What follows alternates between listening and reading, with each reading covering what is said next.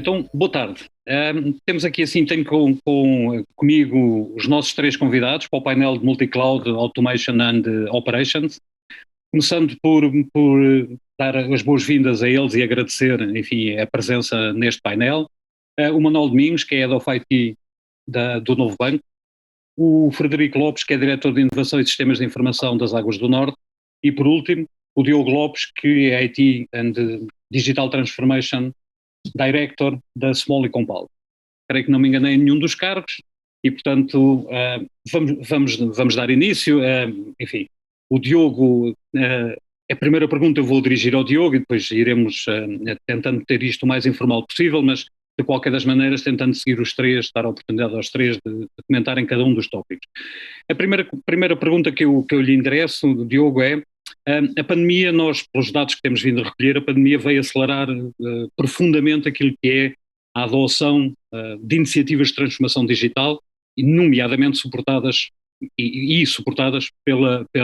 por serviços de cloud computing. A questão que eu colocava era de que forma é que a pandemia teve impacto na estratégia que vocês tinham delineado para a adoção de cloud computing na Small Compal. Boa tarde a todos, Timóteo e restante painel. Excelente pergunta. No caso da Small Compal em particular, diria que já nos últimos anos tínhamos começado a fazer, não é, uma estratégia de começar a perceber que a cloud era o caminho que nos dava mais suporte, por evitar um legacy, pela agilidade que dava, pela velocidade que era a entrega dos produtos.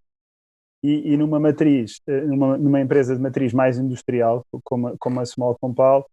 o IT, felizmente ou infelizmente, ainda não há assim muito desenvolvimento à medida. Muitas aplicações, para além daquilo que se constrói em cima do ERP típico, ainda não há uma proliferação de aplicações que nos obrigue a ter que olhar de forma muito transversal para o tema. Portanto, podemos concentrar-nos em business applications e, portanto, em soluções muito direcionadas, muito alavancadas no ERP. E o que é que fizemos? Quando já tínhamos uma estratégia mais ou menos alinhada para começar a transformação digital formalmente, e era em 2020, curiosamente, no ano em que vem a pandemia, e quando a pandemia nos ataca, por assim dizer, o que fizemos essencialmente foi realmente acelerar algumas dessas coisas, como por exemplo, não é? Tínhamos agora nós nestes sistemas todos em que estamos a comunicar, como Zoom, como Teams, como o que for, nós tínhamos um plano, ainda não tínhamos a organização bem toda nos mesmos sistemas de comunicação, que é um problema nestas alturas, não é? Com o teletrabalho, ou temos todos no mesmo sítio, ou ninguém se encontra, ou estão no Zoom, ou estão no Teams, ou estão no Skype, ou estão no Link, que era o que estava a acontecer, e pegámos nestas tecnologias, a cloud, para rapidamente dizer à organização: olha, este é o nosso novo meio de comunicação, é aqui que nos encontramos todos. E este tipo de decisões, apesar de parecerem assim um bocadinho impositivas, são muito mais fáceis de aceitar no momento de pandemia. E, portanto, isso foi um acelerador, porque antes disso tínhamos um plano de adoção, a se calhar 3, 4, 5 meses, não sei, com formações, com workshops, com tudo mais alguma coisa, e tivemos que assumir que temos que encurtar tudo isso. E, portanto, aí está algum dos efeitos da pandemia, foi este encurtar deste tempo para, por exemplo, soluções de comunicação, de partilha, de VPNs, de trabalho remoto, tudo o que permitiu isto foi brutalmente acelerado, e a cloud tinha a sua base era o enabler, no fundo, deste conjunto de coisas. De comunicação, como podia também falar, por exemplo, do que íamos fazer com o ERP, mas o ERP foi outro projeto que tínhamos em cima da mesa. Tínhamos uma infraestrutura já com alguma antiguidade, a chegar ao fim de vida, e tínhamos aqui dois planos. Ou íamos fazer o plano mais simples, que era renovar, se calhar, a infraestrutura física, portanto, a infraestrutura que tínhamos na nossa rede, ou fazer uma espécie de um lift and shift, não é? Puro dessa infraestrutura para a cloud. Quando realmente percebemos que a pandemia se ia prolongar no tempo, que íamos, se calhar, ter que adiar algumas decisões mais estruturais, a cloud deu-nos a agilidade de dizer assim: ok, então vamos fazer este movimento para a cloud, um modelo quase não é quase pay as you go, mas é quase, e esse modelo de pay as you go dá-nos liberdade para, em vez de fazermos não só um grande investimento à cabeça e ficarmos bloqueados nos próximos 5 anos, perder alguma inovação, porque no fundo estamos a amortizar um investimento grande que fizemos à cabeça, vamos para um modelo de cloud que nos dá uma flexibilidade de pricing e uma flexibilidade para podermos decidir a qualquer momento que, olha, afinal a estratégia já não é lift and shift, é um SaaS ou um PaaS. E, portanto, deixamos esse lift and shift cair e vamos para esse SaaS e esse PaaS. E, portanto, esta incerteza da pandemia fez com que mais facilmente se aceitasse modelos destes de subscrição, porque precisamos todos de mais agilidade e não nos conseguimos comprometer com contratos eventualmente de longo prazo com os nossos fornecedores de software, e precisamos de agilidade de ambas as partes. Nós estamos a crescer, os fornecedores crescem connosco, mas se calhar não estamos a crescer, não estou a dizer que decrescem connosco, mas pelo menos não devem estar com as mesmas expectativas originalmente combinadas. Isto é importante, e a agilidade da cloud foi sem dúvida o motor que nos permitiu, de certa forma, navegar a pandemia ainda com a cabeça à tona d'água. Uhum. Portanto, em resumo, não alterou propriamente a estratégia, acelerou aquilo que era a estratégia que vocês tinham para adotar. Exatamente. Mudando agora ligeiramente de setor, passando de uma empresa industrial, e o Diogo acabou por sublinhar isso, que há características particulares por causa de serem uma empresa industrial. Eu passava ao Manuel Domingos e perguntava, na área financeira, a questão é a mesma, ou seja, a pandemia veio acelerar, ou de maneira a alterar aquilo que era a estratégia do novo banco para esta área. Bom, antes de mais, boa tarde, obrigado pelo convite. Relativamente à pergunta, para já um tema que é aplicações, temos um bocado mais do que uma visão industrial, medem-se às centenas de aplicações que temos, mas seja como for, relativamente à questão da pergunta propriamente dita, o que me parece que é mais importante no tema da pandemia, pelo menos no nosso caso, não foi tanto alterar a estratégia. A estratégia de multi-cloud, uma visão híbrida, já estava presente, já tínhamos um caminho traçado da utilização de aplicações mais standard-based, seja numa lógica de software as a service, ou mesmo em alguns casos não sendo software as a service, utilizando ligações com clouds públicas na forma de interligar com os nossos próprios sistemas. No caso da colaboração, aí sim, é que eu acho que a pandemia teve um efeito bastante mais disruptivo, apesar de nós tecnologicamente já estávamos preparados, porque tínhamos feito em 18 e 19 uma migração para o Office 365 e uma transformação do nosso workplace. O que é facto é que a pandemia fez, pela utilização das ferramentas do Office 365, mais do que nós faríamos em 1000 anos de tentativa de alteração de mindset das pessoas. Portanto, desse ponto de vista, teve o maior impacto na colaboração. Porquê? Como eu digo, a tecnologia estava cá, mas as pessoas não estavam disponíveis, não estavam sensibilizadas para a utilizar da forma como a pandemia nos obrigou a fazer. Nós, ao fim de uma semana, tínhamos mais de 1000 pessoas com capacidade para trabalharem fora do banco. E trabalharem, leia-se, não é ver mails, é fazerem operações efetivas, sendo que, no caso do banco, há um aspecto de segurança fundamental, que é, por exemplo, não há operações financeiras que sejam feitas exclusivamente fora do banco. Isso é um dado desde o início e, portanto, quer dizer que, para além da colaboração, para além da possibilidade de utilizar ferramentas fora do banco, há um aspecto crucial do ponto de vista de segurança, que é não só a da instituição, a dos clientes, mas dos próprios colaboradores, e, portanto, garantir que quando alguém está em teletrabalho, tem a segurança que tinha quando estava nas instalações do banco e, nomeadamente, não há operações financeiras que sejam feitas exclusivamente fora do banco. Porquê? Isso é uma garantia não só de segurança, mas do ponto de vista do próprio controle, que numa instituição financeira isso é crucial.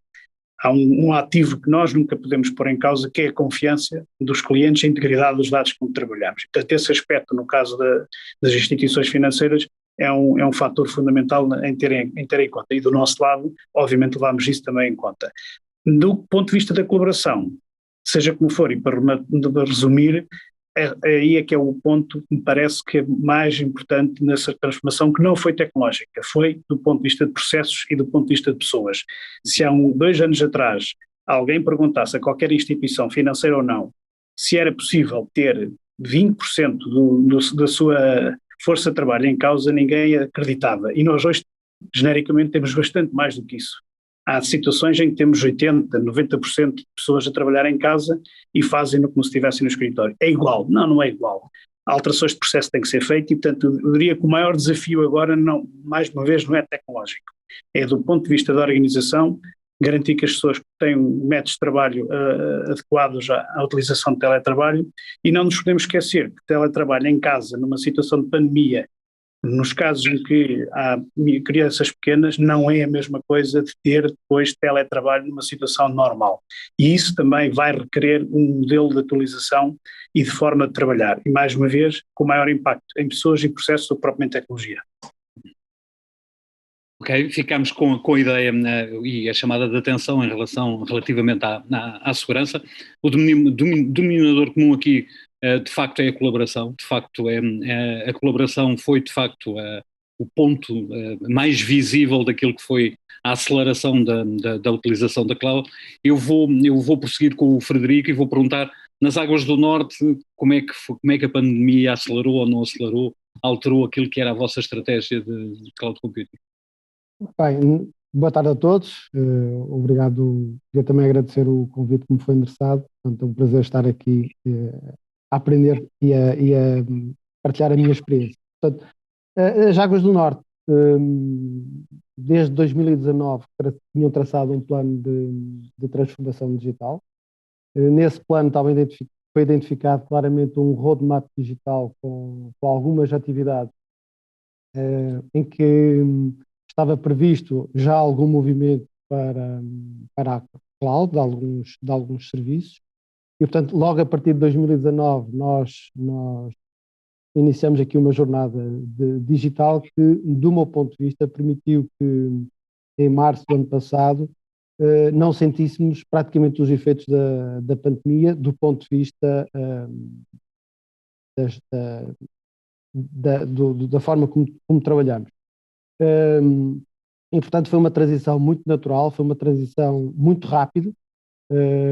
Portanto, de um dia para o outro, nós tivemos praticamente 50% da nossa força de trabalho a trabalhar em casa. E, por outro lado, à semelhança do Diogo, nós somos uma empresa tem uma componente industrial muito forte e muitas das tarefas que as nossas operações faziam no terreno passaram a ser feitas de uma forma remota, com recurso à telegestão, com recurso à telemanutenção e, de certa medida, não tenho dúvidas em afirmar que foi graças à digitalização que reduziram ao mínimo a presença física dos nossos colaboradores nas instalações e que contribuiu fortemente para uma incidência muito baixa de casos de Covid na nossa empresa, que salvou vidas. Não tínhamos, a digitalização salvou algumas vidas neste país. Portanto, de certa forma, como dizia os colegas, nós já tínhamos aqui alguma tecnologia, já tínhamos aqui algumas práticas e não estavam a ser potenciadas. E julgo que aqui a pandemia e o Covid veio, de certa forma,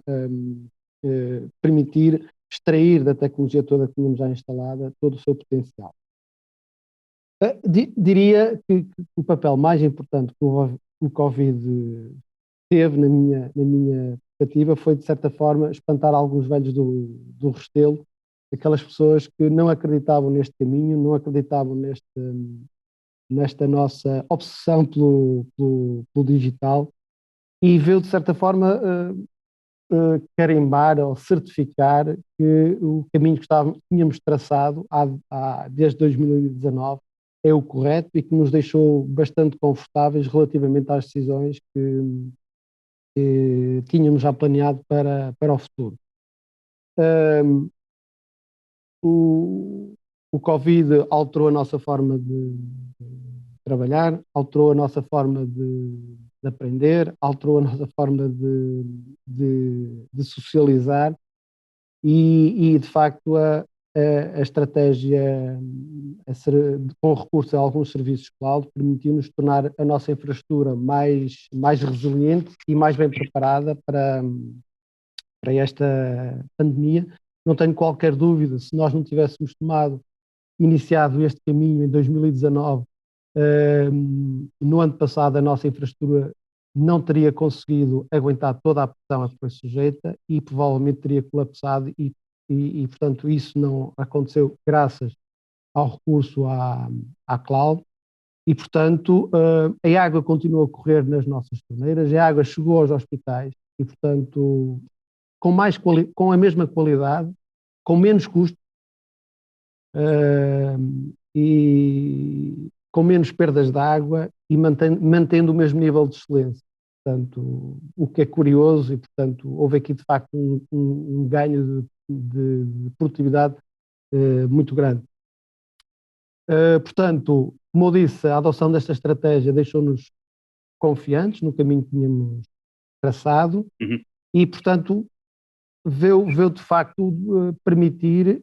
aos nossos decisores que o caminho, portanto, vai haver de facto aqui uma redução dos nossos orçamentos, isso é claro, portanto, nos próximos anos será muito complicado gerir os nossos orçamentos, mas não será à custa dos orçamentos do IT. Portanto, os orçamentos vão ter que ser reduzidos de uma forma muito inteligente e a forma mais inteligente de o fazer é reforçar o orçamento do IT e julgo que o cenário que vemos nos últimos meses vai de facto ajudar a suportar esta nossa estratégia. Um ponto comum aqui assim, entre os diferentes convidados que eu tive foi, de facto, veio alterar, veio acelerar, interrompido ou perspectivando que a pandemia vai deixar de ter este impacto que teve. Aquilo que eu vou começar uma nova ronda de questões é perguntar, pensando na modernização de aplicações, o Diogo há bocado enunciou, digamos, algumas dessas medidas. De que forma é que a modernização de aplicações vai ser diferente, regressando à normalidade, a esta nova normalidade que nós ainda não sabemos muito bem o que é, mas da qual, enfim, a resiliência da organização está a preparar essa nova normalidade. De que forma é que vai ser encarada a modernização das aplicações, agora com uma coisa que eu acho que também foi, que é visível, que o Frederico diz, agora com uma maior aceitação por parte do negócio daquilo que é, digamos, a atividade e esta migração para uma nova tipo de infraestrutura. É isso que vai acontecer na Small. Som. Eu felizmente partilho aqui também do que é a experiência positiva com o orçamento aqui no IT de Frederico, ou seja, na verdade aqui na Small Compal temos alguns eixos estratégicos e o IT é um deles e, portanto, felizmente diria que este orçamento foi reforçado, não é, nesta altura e eventualmente por contrapartida de outros, mas assim teve que ser, não é? Portanto, havia menos espaço físico para atuar, tínhamos que atuar mais no espaço digital e isso foi uma realidade que afetou positivamente o orçamento da IT. Eu relativamente à questão de Timóteo, dividia aqui se calhar em três tipologias de aplicações ou de movimentos. Diria que há um primeiro, não é, que eu referi há bocadinho de passagem, que tinha a ver, por exemplo, com o que é a nossa estratégia do ERP, não é? Eu preferencialmente teria selecionado algo de ir logo com uma plataforma as a service, um software as a service, até porque se formos ver, não é, começamos a ter uma oferta cada vez mais limitada de soluções on-premise, e, portanto, eu aqui estou a falar de software packages, portanto, de pacotes de software, aqui não estou tanto a falar de desenvolvimento nossa à medida, e cada vez existe menos opção de ficar on-premise, quer dizer, eu tinha que já começar a escolher coisas muito más, não é? Na verdade, para conseguir, se quisesse manter uma espécie de uma birra, não é? E quisesse ficar on-premise porque era mais seguro, eu tinha que construir as minhas soluções, não tinha como ir ao mercado a comprar porque já praticamente não existe. E essa é a realidade. E se formos ver todo o capital de risco que é investido, quer dizer, é quase todo, eu diria 90 e tal %, se calhar mais, em empresas que estão a construir soluções cloud. E, portanto, não havendo outra opção, em termos de ERP, este será o caminho. No entanto, fizemos um caminho temporário, porque não podíamos dar já o salto do negócio nestes anos que vinham, não tinha capacidade eventualmente para absorver a atenção das pessoas no que seria uma mudança totalmente de um ERP, que ainda temos um legacy para a sua versão, seja ela mantendo o fabricante ou não, mas para uma versão cloud, não é? Porque são as que existem, são as mais modernas e que eventualmente serviam melhor aos nossos processos, mas não podemos fazer também porque temos que estar neste momento concentrados um pouco mais no nosso negócio e não podemos desviar tanto a atenção das pessoas para esta fase e, portanto, definimos fazer um puro lift and shift, mais puro impossível, pegar simplesmente no que nós temos on-premises, uma vez que a infraestrutura está a ficar datada e nós não queremos hipotecar o facto de daqui a 1-2 anos podemos efetivamente olhar para isto com atenção e então renovar a solução, passá-la, tirá-la da infraestrutura física, pô-la na cloud, variabilizando os custos e dando-nos assim a oportunidade de ter tomado uma decisão menos definitiva do que comprar infraestrutura física, continuar no ensino físico e esperar, eventualmente 5 anos para que ela estivesse amortizada e então fazer sentido começar a pensar numa evolução do ERP. Este por um lado. Em termos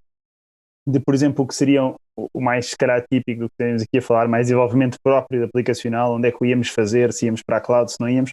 Aqui, mais uma vez, como eu disse há pouco, nós ainda temos pouco desenvolvimento próprio, ou seja, temos muita customização da ERP, portanto, muito desse mundo, e temos pouco desenvolvimento próprio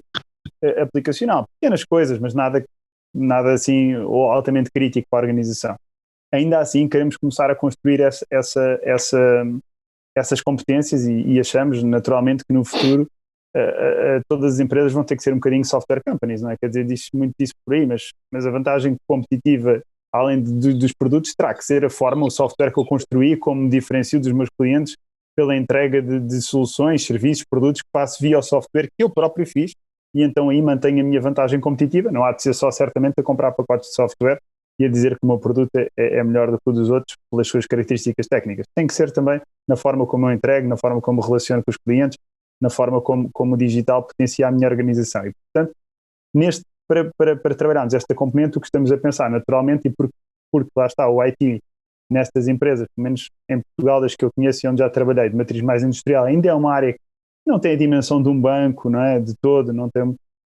banco, uma seguradora, se calhar instituições que há mais tempo tiveram que adotar o IT, não é? Para os seus próprios processos, tem uma dimensão mais reduzida, e isso obriga-nos a termos que ter muito mais, eventualmente, cautelosos nas escolhas que fazemos, ou seja, nós não podemos ter as nossas próprias pessoas, recursos internos,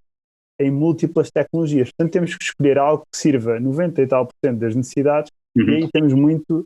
a ir à procura, se calhar, de soluções low-code na cloud, portanto, low-code PaaS. Portanto, estamos a falar de soluções de plataforma as a service, em que eu eventualmente construo as minhas soluções. Isto vai-me permitir ter a agilidade e a resiliência necessária nesta altura, não é? E, portanto, complementa o meu lift and shift no ERP, ter o meu software depois adicional, construindo um ecossistema à volta do ERP, numa plataforma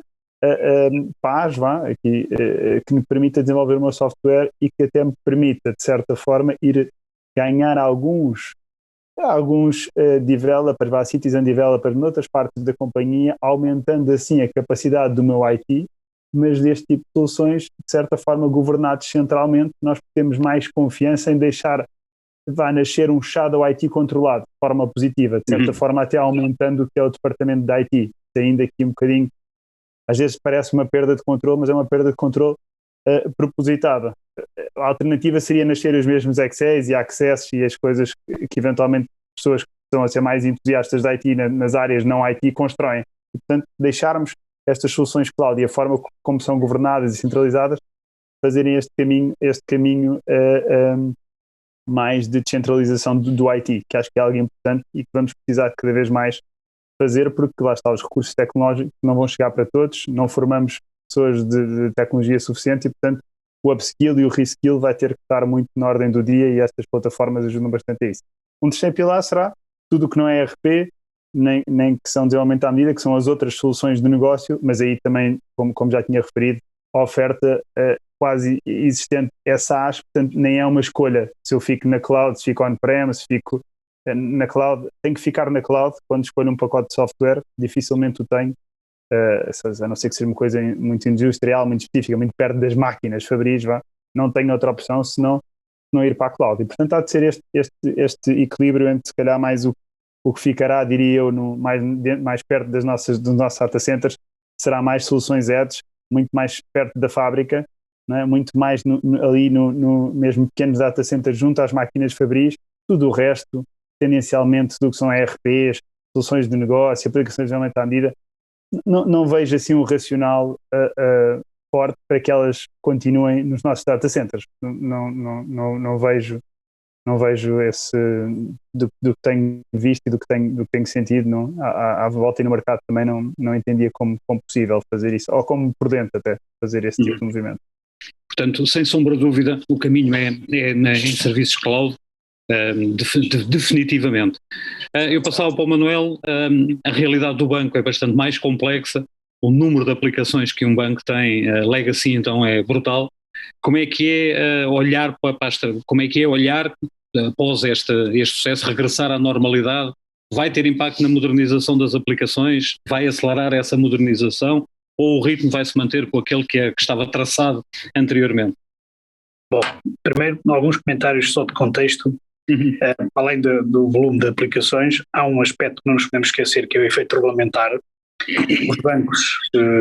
vivem num ecossistema bastante mais regulamentado e, portanto, há determinadas opções, mesmo do ponto de vista de cloud e da forma como utilizamos sistemas, que obedecem a determinados pressupostos que outras instituições têm outro tipo de liberdade para fazer e, portanto, no nosso caso, não basta apenas termos uma estratégia de cloud, temos que ter uma visão integrada de outsourcing que leve em linha de conta a utilização de serviços cloud, mas também os processos de contingência e o modelo de serviço permita, em determinadas circunstâncias, conseguir ter o serviço em mais do que um provedor ou com alternativas possíveis do ponto de vista de serviço. Portanto, com isso em pano de fundo, obviamente há um aspecto que não se alterou com a questão da pandemia, que é a necessidade de eficiência. Fico satisfeito os meus colegas de painel estarem entusiasmados que o orçamento da IT deles vai subir. Eu não posso partilhar dessa mesma alegria, porque não me parece que tenha essa vantagem. A questão é exatamente de continuarmos numa lógica de otimização e que também passa pela otimização dos custos da IT como um todo, não só do resto da organização, mas também no IT. Portanto, isso traduz-se num desafio constante de otimizar, e daí que o tema da cloud não aparece apenas, agora parece contraditório o que eu vou dizer, mas não aparece apenas como uma solução de reduzir custos. Não só não reduz a curto prazo, como em alguns casos, se não houver a transformação, e é aí que eu queria agora voltar à pergunta, se não houver transformação, a mudança para a cloud tem um efeito perverso, como teve aqui há uns anos atrás, mudar para o outsourcing e esperar que o outsourcing fizesse as otimizações que nós não tínhamos feito antes. E, portanto, aqui a questão da mudança para a cloud, mais do que uma estratégia de mudança para a cloud, é a utilização de serviços da forma mais eficiente, estejam eles na cloud ou numa solução on-prem, e o on-prem pode não ser necessariamente um data center nosso,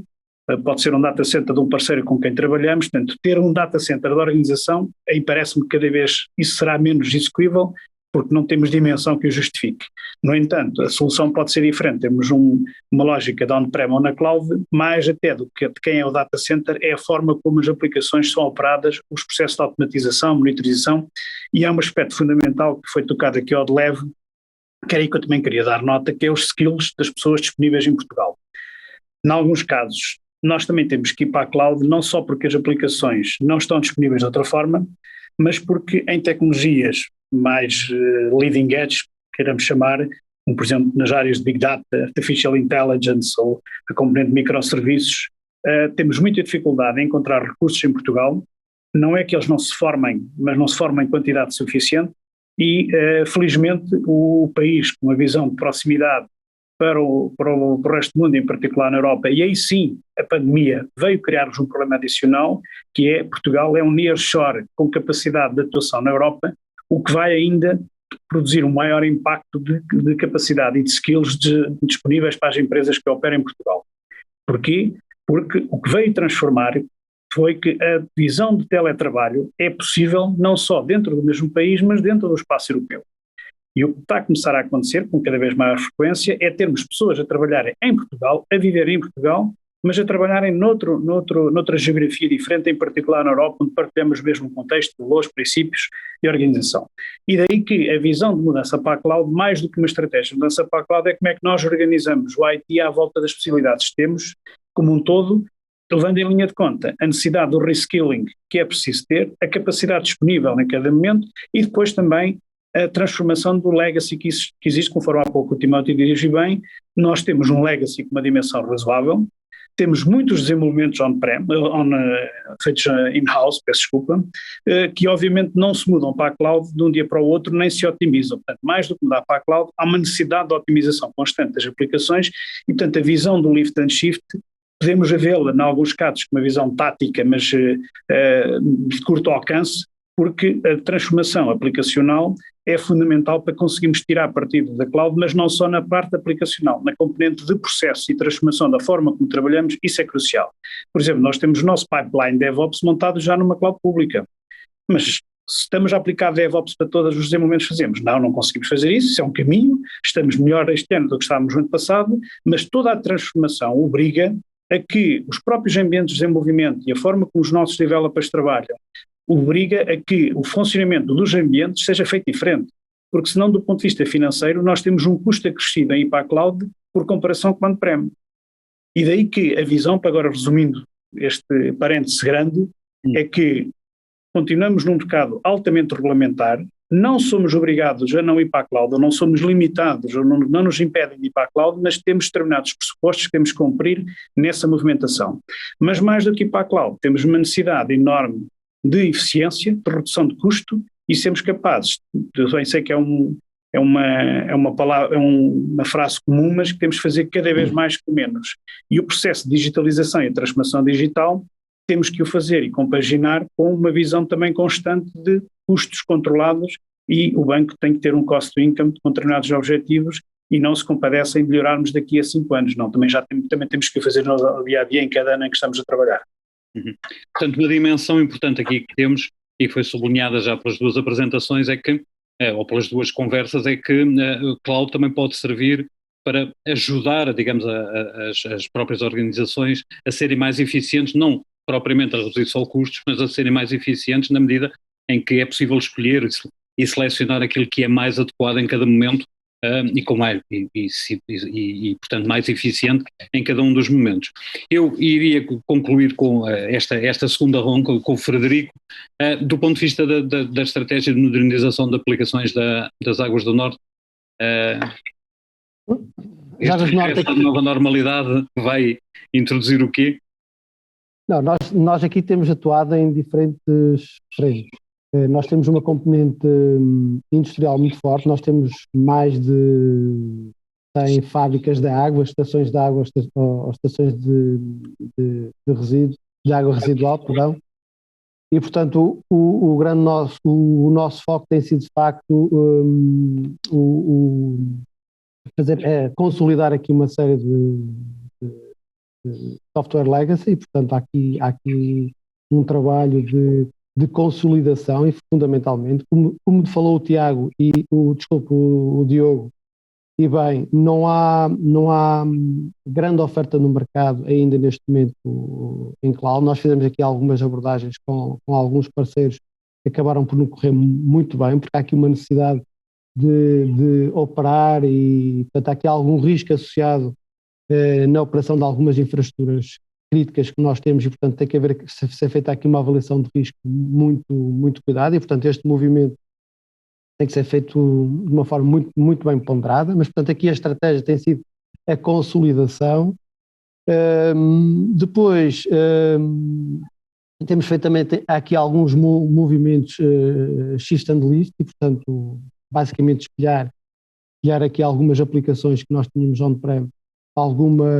para serviços cloud. Não correu assim também, portanto houve depois aqui a meio deste projeto houve aqui a necessidade de fazer aqui algum rollback, voltar atrás, e portanto é importante quando há aqui uma estratégia de entrada neste movimento cloud, haja também aqui uma estratégia de saída, e portanto isso é importante, pensar bem na entrada, mas também pensar muito bem na forma como nós vamos sair, e de facto aqui a multi-cloud pode ajudar, portanto, a mitigar esses riscos. E depois temos feito aqui basicamente a replacing de algumas aplicações que temos, e portanto, e para serviços puramente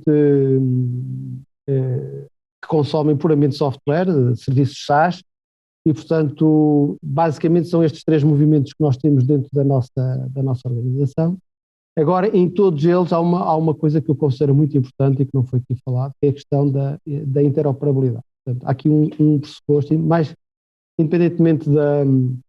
da abordagem que nós fazemos, há aqui um pressuposto que para nós é fundamental, que é a interoperabilidade e que as infraestruturas estejam ligadas entre si, e para além disso, ou seja, mais do que as aplicações falarem ou estarem interoperáveis entre si, quer através de APIs, quer através de microserviços, quer através de web services, portanto quer internamente, quer posterior. Portanto, há aqui uma preocupação até com as nossas partes interessadas, haver aqui esta partilha, esta troca, esta interação de informação e qualquer uma que seja a abordagem, portanto, este posto é fundamental para nós. Por outro lado, tem havido também aqui um movimento de convergência de tudo o que é IT com OT, portanto, cada vez menos fazemos esta distinção, e, portanto, um dado que é recolhido nas nossas operações tem que ser facilmente verticalizado para as nossas decisões e, portanto, queremos atuar mais rápido, queremos atuar mais cedo e, portanto, o tempo, no nosso caso, faz aqui alguma diferença, porque 1 minuto, 2 minutos de energia é uma fatura muito pesada nas nossas contas e, portanto, este movimento de convergir também dados operacionais do OT com a IT também é algo que nós estamos aqui a implementar na nossa estratégia. Ok, estamos a chegar ao fim do nosso tempo para esta conversa. Eu não queria deixar de colocar a última questão e pedia-vos para ser o mais breve possível, enfim, mas algumas das coisas já foram faladas, temos falado nas vantagens, na oportunidade, temos falado no modo como estes tempos, enfim, permitiram a adoção de novas tecnologias, novas funcionalidades. Falámos inclusive de diferentes estratégias consoante as áreas que abordamos em termos de aplicações. Como é que é este novo ambiente do ponto de vista daquilo que são os desafios operacionais? Ou seja, já foi tocado agora ligeiramente pelo Frederico na questão da interoperacionalidade, a questão da regulamentação por Manuel Domingos, a questão da segurança, a questão de estas questões todas, como é que é no dia-a-dia, ou quais têm sido os desafios da adoção deste mundo bastante mais diverso do que ter, enfim, tudo concentrado no mesmo sítio. Diogo, começo por si. Eu acho, essencialmente, há aqui algum tema, não é, que já falámos aqui bastante, tem a ver com os skills das pessoas que operam as clouds, não é? Porque às vezes o problema da cloud é que é um mundo demasiado vasto, não é? E quando eu entro nele, se calhar é difícil ter noção ao fazer um mapa mental de tudo o que está ali feito. E, portanto, em termos de segurança, de regulamentação, todas essas áreas, é complicado porque estão totalmente fora do nosso alcance compreendê-las de uma ponta à outra, toda a cloud. Portanto, nós temos que garantir que, pelo menos, controlamos as áreas onde estamos a trabalhar. Por exemplo, no caso de uma empresa, se calhar, de matriz mais industrial que está a iniciar esta viagem, é mais simples, se calhar, formar a equipa interna numa só cloud, ou seja, vamos imaginar que eu até podia estar em 3 clouds, não é? Mas vamos imaginar que uma cloud me garante backups, os restores, tem alguma resiliência e depois tenho parte do meu data center interno, portanto tenho aqui uma cloud híbrida, mas em que só tenho um parceiro de cloud pública. E se eventualmente até um ponto pode fazer sentido estar nesta jornada de uma única cloud mais tempo, porque permite há algum tempo também à equipa da IT interna de infraestruturas dominar melhor a gestão desta cloud interna, e quase nós fazemos ali uma aprendizagem on the job, naturalmente com o parceiro que nos fornece o serviço de cloud connosco. Porquê? Porque às tantas eu adicionar outras clouds, por uma razão até de achar que tenho mais resiliência, porque agora uma cloud tem 10 data centers resilientes, a outra tem outros 10,